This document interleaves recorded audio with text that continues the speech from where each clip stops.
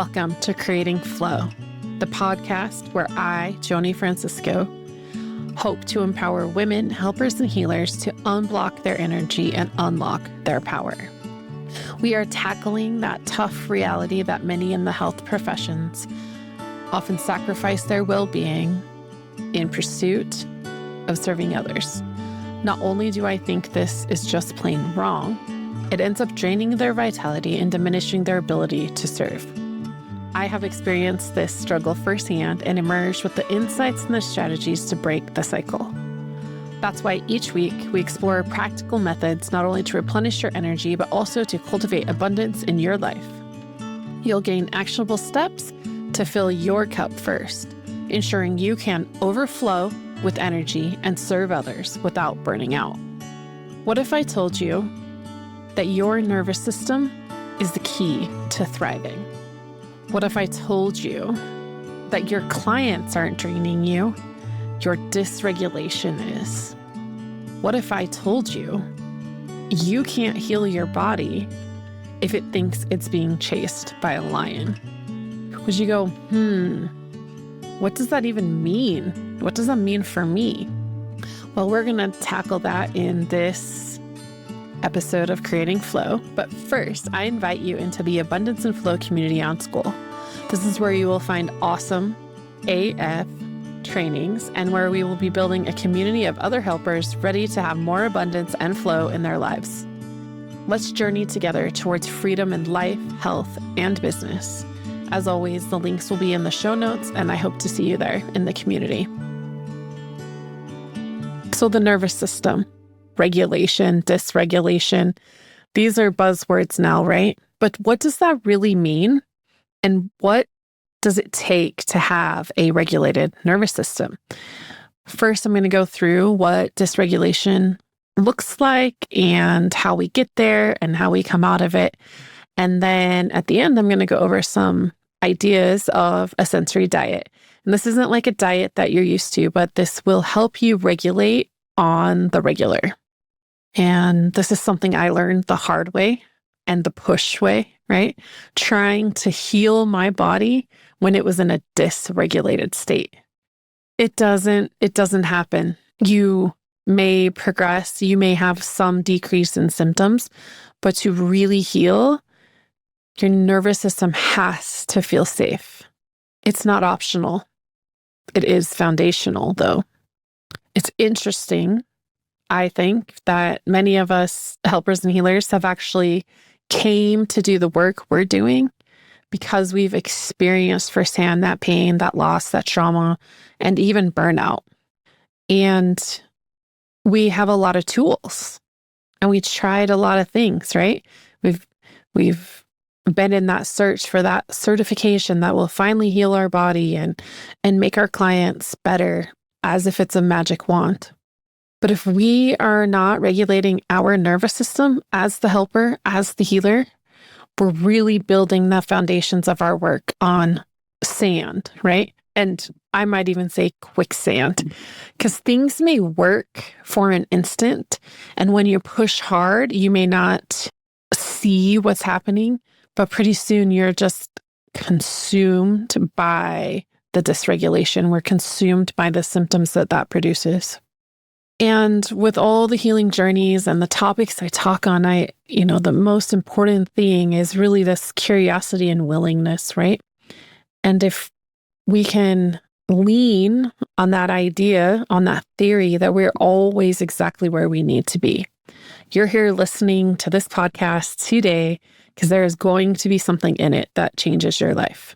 I'm sure of it. And the important part of remembering that we are exactly where we need to be is to be able to be in the present moment, right? We're not looking to the future of when we are healed, and we're not looking to the past of the thing that broke us. We are right here in this moment at this starting point. And if we think about the idea that the body keeps the score, which it does, it remembers all of our stuff, right? All our experiences, our trauma, our perceived trauma, which is sometimes just repetitive overwork, right? Well, the nervous system will be writing our script of healing. So let's zoom in a bit. What causes this dysregulation in the first place?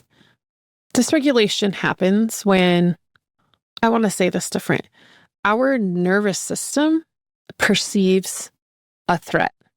Sometimes this is real, sometimes this is imagined, sometimes it feels like it in the instant, right?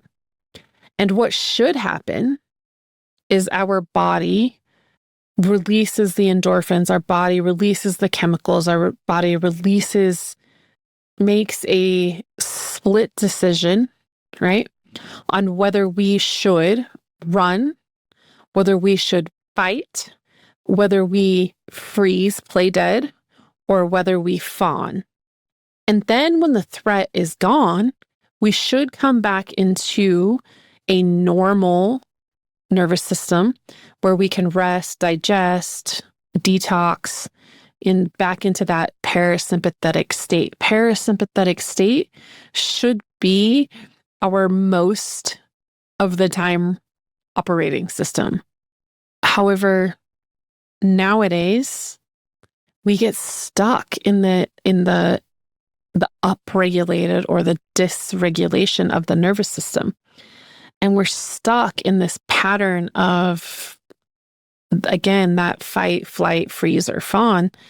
And our body is unable to go into the parasympathetic where we can rest, digest, heal our tissues, heal our organs, heal our systems, and detoxify from the world we're living in now.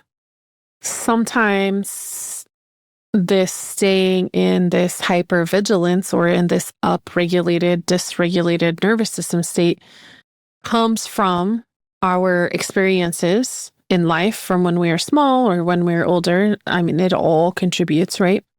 What creates that fight or flight is in experiences that we feel unsafe, right? We're perceiving them unsafe. And it's not just all of the big T trauma, the stuff we really think as intense, right?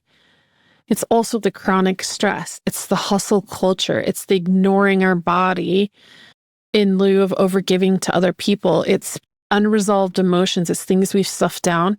It is overgiving. It is spiritually bypassing, not doing the work. It is the content that we are consuming. Interesting little tidbit here. When we are not in a place of parasympathetic state, especially when we watch TV that creates a nervous system response, right?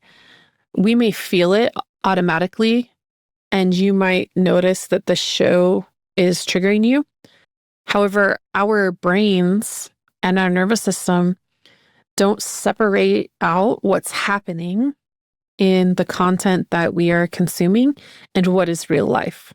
So not only are we in this state of hypervigilance, then we are actually contributing, giving ourselves some more fodder in our downtime as well. And when we get stuck in that state, we're stuck in survival mode, right? We're just stuck in making things work and surviving. And how many of you have felt like that before? How many of you feel like that now, right? This energetic frequency not only is perpetuating itself by the hormones and neurotransmitters and things that are being released in our body, it also is the vibration of fear, of scarcity, of disconnection. And so we inadvertently are calling in more of that into our lives versus the love, the joy, the abundance. Real life examples of what this might look like. You've been working on your website for weeks and you can't complete it because your brain keeps fogging up, right? Keep losing track, keep getting clutter in your brain. You're feeling exhausted most of the time, even if you have slept, and even though you should feel rested. Sometimes this looks like overcommitting, maybe even canceling last minute because you just can't do all of the things, and then feeling guilty about it. Or perhaps you're in product development or creating a course for your clients and nothing's coming to you. When we are in that survival space and that dysregulated nervous system, creativity just dries up.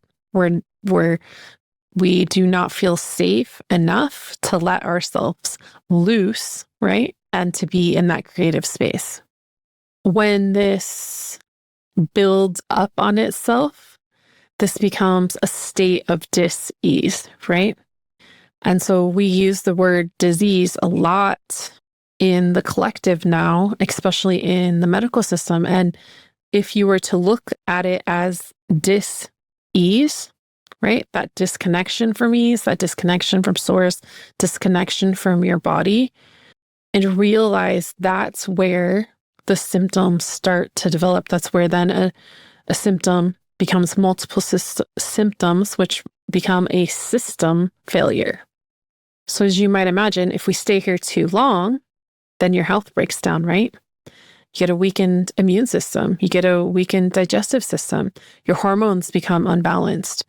And it even creates disease around you, right? Your relationships will start to suffer. Your business might start to suffer. Your trust of your body, your trust of other people will start to suffer because you are in that survival mode. The body thinks that it is being chased by that lion, and it doesn't feel safe to explore, to be creative, to share our heart, to share our voice. We really just are only in this idea of how do I get safe and how do I feel supported? How do I get support? You're definitely not going to be in a sense of feeling like you're in flow, and you're not going to be a sense of feeling like you're in alignment. And you probably aren't even thinking about that, right? Again, it's just minute to minute that you're thinking about and trying to survive from one thing to the next thing. This can go on for a while, right? You will be leaking your energy, and you will not be creating energy from within, and you will be in the hard, you will be in the struggle, and you will be in the push until eventually those systems or one system become two systems of your body. And pretty soon your body just will start to really give out on you, right? And it says enough. It says, I need rest. And you, at this point, you're in adrenal fatigue. You aren't able to even rest when you're resting. But here's the good news, right? Your body wants to heal. It's its natural state. Wellness, health, that's your body's natural state. And so it can find its way back if we give it a different input, right? So once we're able to take our nervous system and regulate our nervous system and return to that natural state, that original state of our body, again, peace will come in for you. Presence will come in for you. And the flow, the alignment will start to come back in, and you will remember the possibilities. And from here, we get to create from inspiration, not obligation. We get to magnetize our friends and clients and relationships instead of chasing them and pushing for them. Joy, connection, feeling grounded, feeling lighter, those get to also come in. Healing begins to happen. Flow and alignment return. We stop forcing. We start receiving. I talk a lot about miracles, and I am a student of A Course in Miracles, and it is really a mindset shift. And what it really says that miracles are our natural state as well. However, when they don't occur, something has gone wrong. There is a block there. And this being in this place from survival and fear will block the natural miracles. And again, return us to that place of feeling hard. So as we think about, again, this dysregulation, what can help us identify if we're there is we can look at the 4 different types of the dysregulation and self-identify with where we're at there. And so I just want to help you with that so you can see some of the signs that will help you identify. I do have a quiz in the school group, the Abundance and Flow group on School Community. And I will put the links in the show notes. So it will help you, the quiz will help you identify if you're in dysregulation and which type of sympathetic state you're in. So I mentioned these before. We have fight or flight, we have freezing, and we have fawning. We're in that fight or flight. It's those feelings of either wanting to run or to, get your hackles up and fight. Oftentimes, the signs of this system that you're in this state is that feeling wired, feeling restless, feeling on edge. Your thoughts just are nonstop in your head. You might be feeling tension in your jaw, your shoulders, your stomach, really this anxiety kind of feeling. And you're a light sleeper and you have a lot of disrupted sleep. You might, I always made a joke about I can hear the refrigerator turn on when I'm sleeping, when I'm in this dysregulated state. And then when we're in that state for a long time, or if we've had something that is more than we can process, you may find yourself being in a more freeze state. And so this is the opposite of that, right? It's your nervous system isn't even activated. You're playing dead, basically, right? And in this, it's the deer in the headlights. We've seen that. I'm sure most of you have seen some sort of characterization of that, or for some of us that live where there's a lot of deer, we see it in real life. But this is like the feeling like you can't move forward. You feel numb, you feel lethargic, you feel disconnected. You have difficulty finding motivation to do things. You have difficulty experiencing joy, happiness. A lot of times this is where brain fog and forgetfulness will come in, and you feel heavy, weighted down. You feel like you should get off the couch, but you just can't do it, right? In this freeze, we have a functional freeze. And a lot of times I find that high achieving people are actually in this functional freeze, which allows them to get a lot of stuff done, but it's through the push that they're doing it. It's through that sheer willpower and caffeine.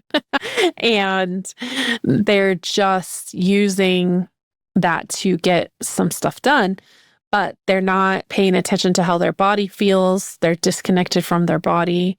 They don't even notice the symptoms really until we first kind of get a little knock with symptoms, and then we get a louder knock, and then we get the door crashing, breaking down, right? Until we pay attention to what's happening. And this also looks a lot like binge watching shows or reading, like just being on your Kindle or doom scrolling, right? Like just the over and overall staying on social media platforms and things that keep you disconnected. They also perpetuate this feeling of freeze, but that's a topic for a different day. When we're in functional freeze, people are able to leverage the fight or flight system as well. And so they will have these bursts of energy and then shut down. There's lots of indecisiveness here. There's lots of procrastination and lots of exhaustion. Fawning, it's really this place of people pleasing, appeasing. This happens when you see, especially like on TV, when there's victims of abuse or kidnapping or such, the person begins to give even to the perpetrator, right? When you're in this fawning state, you struggle with boundaries again, like I just said, and overcommitting is a sign. You feel drained from that giving, and there is this fear of being rejected or disappointing others. And in fawning, we do not pay attention to what our true needs are. And instead, we make sure that the other person is being cared for, making sure they are staying at an even kill. Like that's really our primary job, is to make sure the other person is pleased. So you can imagine these 4 states, how, again, they would interrupt that alignment, that flow, and how if you stay there, they lead to that dis-ease in your body. And this is where, as we heal our nervous system, there's lots of techniques these days. It is really important, and people know it's really important. However, we have to be able to identify it first, right?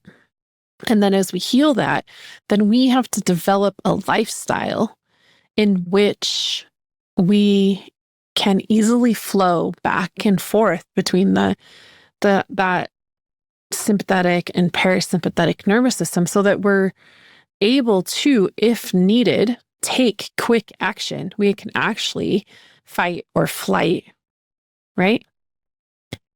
We can then restore within minutes back into the rest, digest, detox, heal, grow, connect to spirit, right? And so the idea of a sensory diet are these things you build, things, tools, places of rest that we build into our day. You do this before you become dysregulated, or you do this as you're trying to heal your nervous system. And you are a collection of tools that you use throughout the day. Some things are 2 minutes, some things are 5 minutes, some things are a half hour, right?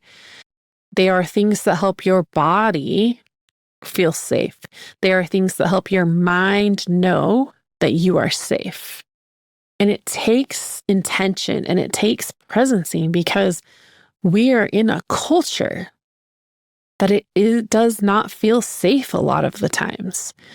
There's so many people around us in that fight or flight, and it's contagious, because we do have the nonverbal communication of energy, right? And even body signals like yawning and things we know are contagious, right?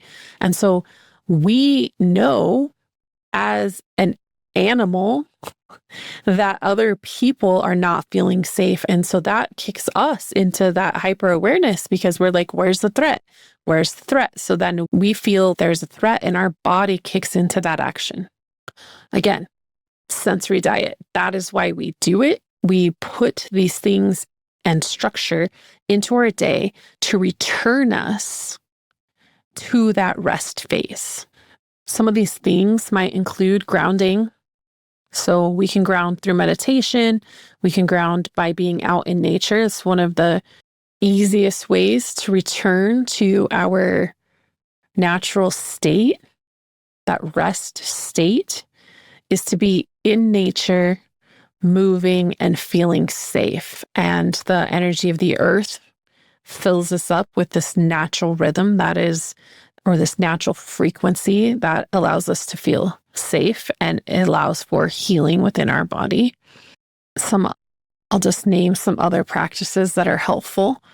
A lot of people have started sleeping with weighted blankets, right? That weight and pressure on the skin or touch, hugs, all of these signal that to the nervous system that we are safe.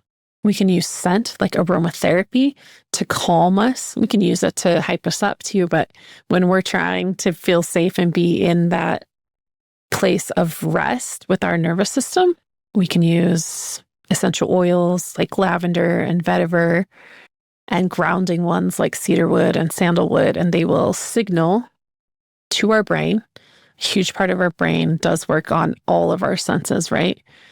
That we are safe and that we're enjoying the smell. That stop to smell the flowers, right? Stop to smell the roses expression. Music, sound baths, those are things that regulate our nervous system. Movement, cross-body movement, when you can do stuff that uses, say, the left arm and the right leg together. So this crawling is super good. Even doing not cross-body stuff like jumping jacks, where you're using both sides of your body at the same time. and your upper and lower, it is very, very, very soothing to the nervous system. And that's why walking is one of the very best things we can do for both exercise, but also for our nervous system.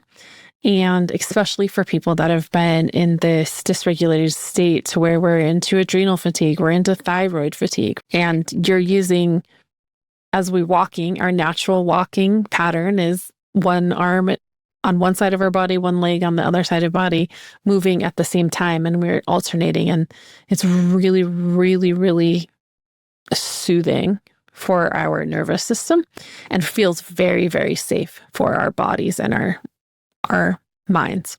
Sitting in stillness, getting quiet. This idea of being in peace more will bring you more peace. A lot of times people being around a campfire, per se, that is one thing that also brings people a lot of peace because they're able to be in nature. But the stillness and the watching of the flames signal to our brain that we're safe. Yoga, dance, doing somatic exercises, these are all things that help our body know we are safe. And back to that stillness of breath, we have centers on the back of our throat when we purposely sit down to slow our breath. And when you breathe in through your nose and out through your mouth, this is a really quick way to return to that restful state. Meditation, prayer also signal to our mind, to our body, to our spirit that we are safe. When we're able to be in a space where we can remember that we are love, that we are of source energy, that we can tap into that grounding of the earth and remind ourselves that we are safe, that we're supported, that we're loved from source. When we think about some energetic practices like Reiki, so one of my magic skills with my Reiki, everybody I think has a little bit different gifts here, is really being able to help people go from that hyped up fight or flight space and into almost like this hypnotic state, this relaxed state really quickly. And I'll have people come in, they're like, oh, I never can relax. And pretty soon they'll be snoring on my table, right? This happens across Zoom too, during coaching calls, able to help people get there really quickly.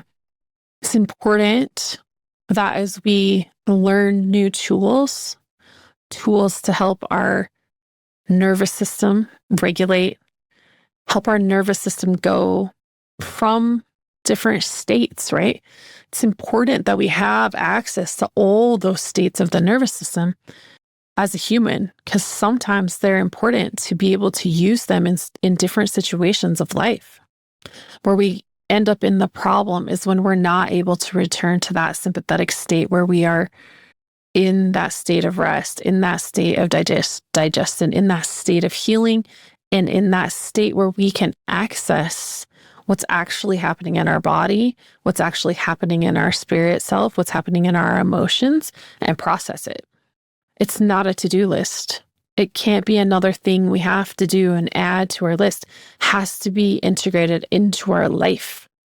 When we use a sensory diet, we learn what works for us. Sometimes it's helpful to have a coach. Sometimes it's helpful to have a friend or an observer, someone else mirror back to you when you are in a regulated state, because you've spent so much time in the other. Fight or flight oftentimes looks like achievement. And it looks like this amazing ability to be able to be a doer. And it works for a time. And it works for a short amount of time. But if we stay there, this is where, again, like I said at the beginning, that dis-ease begins to develop. And that is where symptoms that we're having and not listening to become then systems that are having dysregulation. Not only the nervous system, but the cardiovascular system, the immune system, the endocrine system, they all will start to become into this, also the state of disease. When we can come back in, that's when, again, as I said earlier, like when we can be in regulation and live from that place primarily, we not only get to heal, because that's our natural state, but we get to pursue our purpose. We get to serve people from a place of overflow instead of burnout. And we get to feel at ease with who we are and how we move in the world. We get to feel joy. We get to feel love. We get to feel connected to source. And that's life. That's what it's all about, is being able to have those experiences.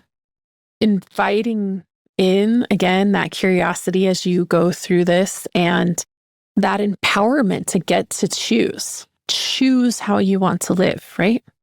And trying in that curiosity coming from a space of love, not that judgment of that you're broken, right? Because it's just your nervous system. It can heal. So I created, just for your listeners, a guide on sensory diet options. So there'll be 3 daily options, but you can choose from the things that are familiar to you, or maybe something that you want to try out new. And as always, I'm here to help you as a coach, guide you through that if that is something that you're willing and open to looking at. And in that guide, there's also a quiz that will help you decipher whether you're in dysregulation and which state, right? So are you in fight or flight? Are you in freeze? Are you in fawn? Are you in functional freeze? And you'll be able to discern that. And sometimes it's really important as we heal emotionally and spiritually to be able to build this into your lifestyle. So you'll find the links for the quiz and the sensory diet in the show notes. And thank you so much for listening. And I hope this helps you see your way forward out of your stuckness so that you too can live that life that you are really craving. And so you can be unstuck, right? I truly appreciate you tuning in and spending time with me today. And I'm cheering you on as you take action in reclaiming your energy. And I hope to see you. And when you tune in next week, much love and light to you. So amazing. You've reached the end of another episode of Creating Flow. And I want you to know I appreciate your presence and to remind you, knowledge is powerful, but taking action is transformative. I invite you to take the next step to activate your full potential today by scheduling a complimentary 15-minute session with me. A no-obligation chat to identify the messages your body is sending you and how I can not only help you understand these messages, but teach you how to heal your body in order to have an abundance of health and energy in your life and business. Visit the link in the show notes to book a call, and I'll see you next week.